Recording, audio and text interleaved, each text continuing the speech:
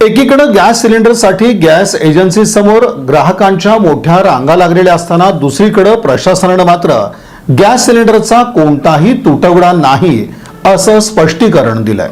जिल्हाधिकारी कुमार आशीर्वाद यांनी पेट्रोल, डिझेल आणि एलपीजी गॅसच्या उपलब्धतेबाबत महत्त्वाचे आदेश दिलेत। या आदेशांमधील प्रमुख मुद्दे याप्रमाणे आहेत। सोलापूर जिल्ह्यात पेट्रोल, डिझेल आणि घरगुती गॅसचा पुरेसा साठा उपलब्ध आहे, त्यामुळे नागरिकांनी घाबरून न जाता किंवा अफवांवर विश्वास ठेवून घाईघाईने खरेदी करू नये असं आवाहन जिल्हाधिकाऱ्यांनी केलं। गैरसमज टाळा असं देखील ते म्हणाले। पेट्रोल पंपावर होणारी गर्दी अनावश्यक आहे, कारण इंधनाचा तुटवडा नाही। अवैध गॅस विक्रीवर कारवाई करण्यात येणार आहे। गॅस एजन्सीजनी सिलेंडरचा घरपोच पुरवठा करावा। एजन्सीच्या गोदामासमोर गर्दी करू नये। अवैध गॅस सिलेंडर विक्री करणाऱ्या एजन्सीजवर गुन्हे दाखल करण्याचा इशारा देखील देण्यात आलाय।